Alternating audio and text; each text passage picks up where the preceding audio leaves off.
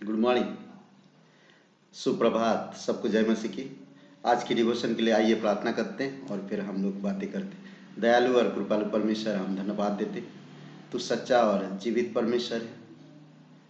तू हर किसी को जीवित रखता है, हर किसी को चलाता है, हर एक इस क्रिएटर, इस सृष्टि में तू संभालता है, अन्न उपजाता है और हर किसी को तू अन्न देता है पिता।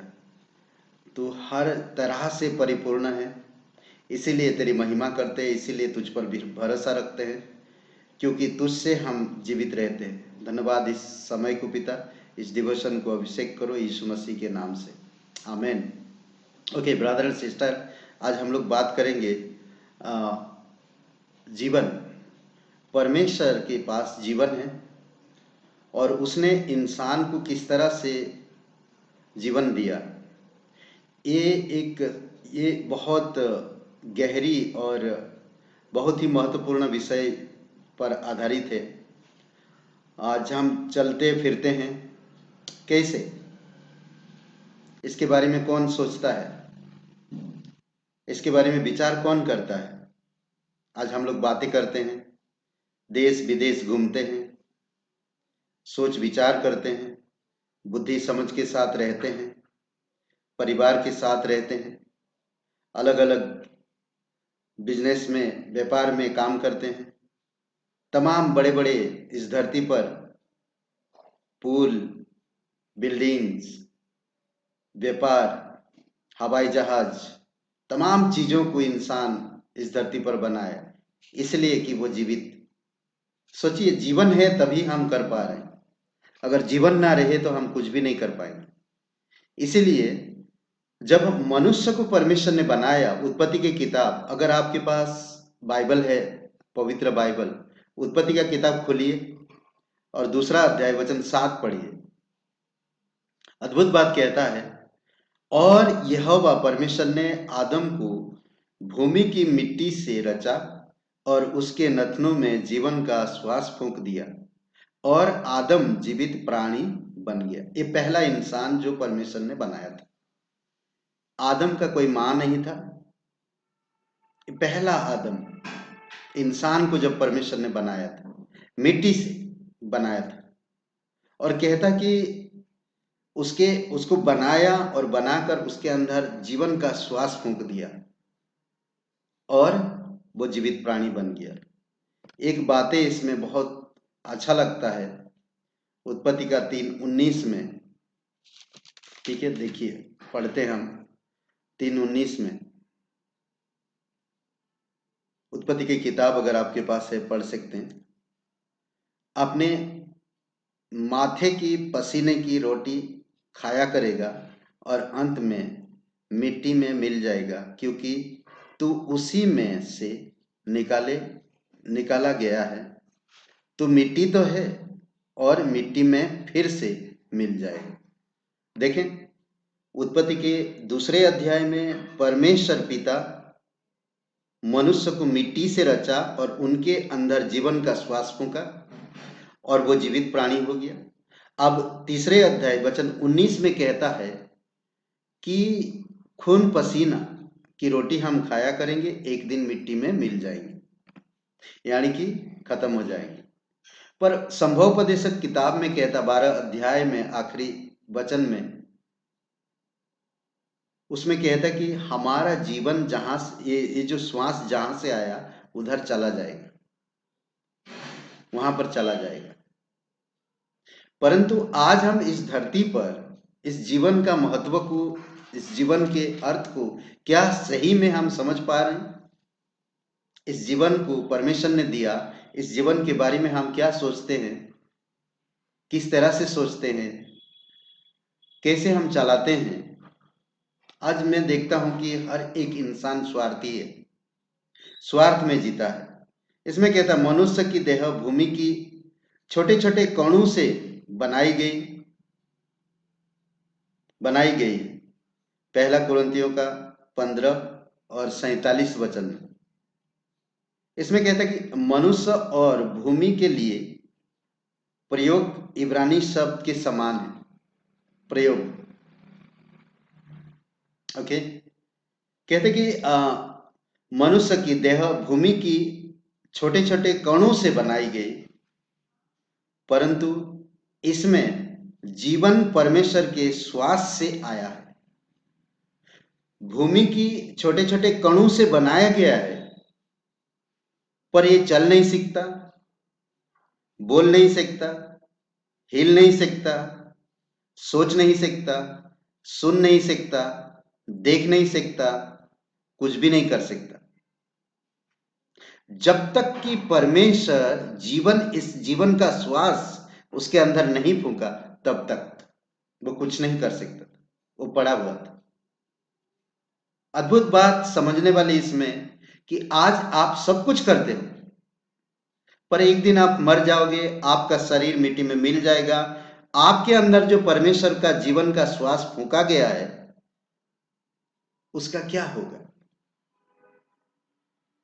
इसीलिए परमेश्वर ने कहा है कि मनुष्य तो मिट्टी ही है और मिट्टी में मिल जाएगा, अंत में मिट्टी में मिल जाएगा।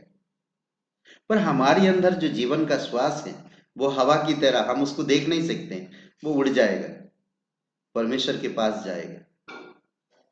वो सबसे महत्वपूर्ण, जब वो जीवन इस शरीर में आया, इस शरीर में हमें जीवन दिया, अब हम किस तरह से जीते हैं, क्या वो जीवन उस जीवन से कनेक्ट है? ये जीवन क्या वो जीवन के साथ मेल मिलाप है या नहीं? क्योंकि शरीर में जब आता है, शरीर धारण करके शरीर के अंदर जीवन जब रहता है, इस शरीर के आधार पर जीवन जीता है, ना कि जिसने उसको दिया। उसका देने का, परमेश्वर का जीवन इस शरीर के अंदर डालने का मतलब था कि इस शरीर के साथ उसकी महिमा हो, परंतु इंसान ऐसा नहीं किया। इंसान पापी हो गया, ईश्वर से अलग हो गया, अपनी स्वार्थी जीवन जीने लगा, अपनी मेहनत, अपनी मजदूरी, और एक दिन मर जाता है। आज इंसान को यह भी नहीं मालूम कि मरने के बाद वो जाएगा कहां, वो कहां अनंत बिताएगा, उसे ये भी नहीं मालूम।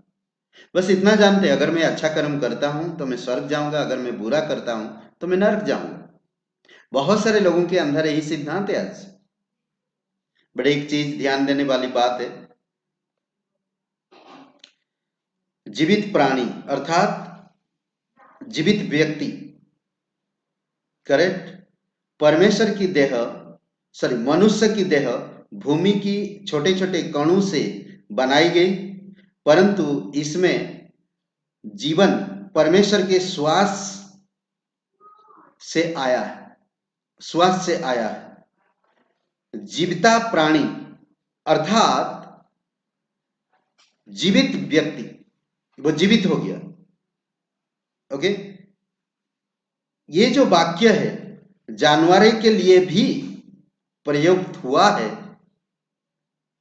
परंतु जो श्वास आपके अंदर डाला गया वो जानवर से भी अलग है। जानवरों को भी इस्तेमाल किया गया, जैसे कि पहला अध्याय वचन 21 और वचन 24 में क्या कहा, देखिए 21 में कहता है,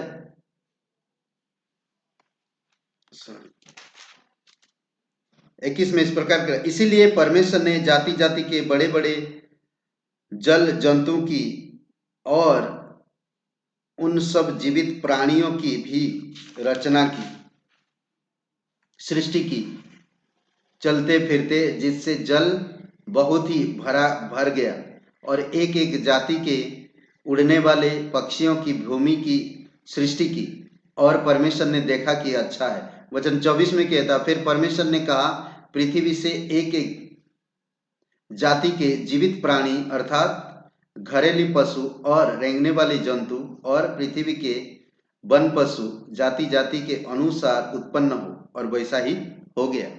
ये मनुष्य भी वैसा ही था। मनुष्य को परमेश्वर ने आकार दिया, मनुष्य को परमेश्वर रचा, बनाया, और उसके अंदर जीवन का श्वास होगा। उन्हें सिर्फ शब्द कहा और वो बन गया। परमेश्वर आपको मुझे आकार दिया, डिजाइन दिया, वो अपने डिजाइन दिया और अपनी स्वरूप दिया, उसी स्वरूप में हमें बनाया। इसमें बहुत खूबसूरत बात कहता है, मुझे बहुत अच्छा लगता कि परमेश्वर के स्वरूप में बनाई जाने के कारण मनुष्य और जानवरों में भिन्नता है। इसीलिए आज जो मनुष्य कर सकता है वो जानवर नहीं कर सकता, समझ रहे? और एक जगह पे परमेश्वर ने अपना जीवन का श्वास फूंका और वो है परमेश्वर अपनी वचन में, पवित्र बाइबल में, पवित्र वचनों में, समझ रहे हैं? पवित्र बाइबल में अपनी वचनों में जीवन। आज कहता है वचन, मनुष्य केवल रोटी से जीवित नहीं रहता परंतु परमेश्वर की मुख से जो वचन निकलता है उसी से जीवित रहता। हमें आत्मा की भोजन के लिए परमेश्वर की वचन की आवश्यकता है, जरूरी। यूहन्ना दूसरा तिमोथेयुस का 3:16 में कहता कि संपूर्ण पवित्र शास्त्र परमेश्वर की प्रेरणा से रचा गया है, शिक्षा देने, सुधारने, धर्म तक, धार्मिकता, पवित्रता की लाभदायक है। इसीलिए एक तो परमेश्वर ने मनुष्य के अंदर अपना जीवन का श्वास फूंका और दूसरा अपनी वचनों पर जीवन का श्वास फूंका। आज जो परमेश्वर की सुसमाचार को सुनता है, जो परमेश्वर की सुसमाचार सुनता है, उसको जीवन, नया जीवन मिलता है। और वो नया जीवन, वो नया आदम यीशु मसीह, समझ रहे? आमीन। आज यीशु मसीह पर जो विश्वास करता है वो कभी नष्ट नहीं होता है। यूहन्ना का 3:16 में कहा गया है, जो यीशु मसीह पर विश्वास करता है वो कभी नष्ट नहीं होगा, अनंत जीवन पाएगा। जो कोई भी हो, अगर विश्वास करता है परमेश्वर के इकलौते पुत्र पर, उद्धार पाएगा। आमीन। आइए प्रार्थना करते।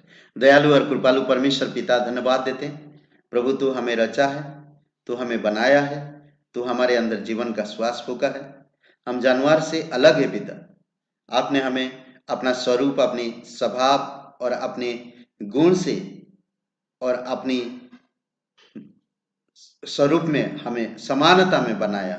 इसीलिए प्रभु तेरी महिमा करते, धन्यवाद देते पिता। आज का दिन को, इस समय प्रार्थना प्रभु यीशु मसीह के नाम से मांगते, आमीन। सबको आशीष मिले। बहुत बहुत धन्यवाद। शुभ रहे दिन आपका, और शेयर करिए, लाइक करिए और कमेंट करिए। बहुत बहुत धन्यवाद। आमीन।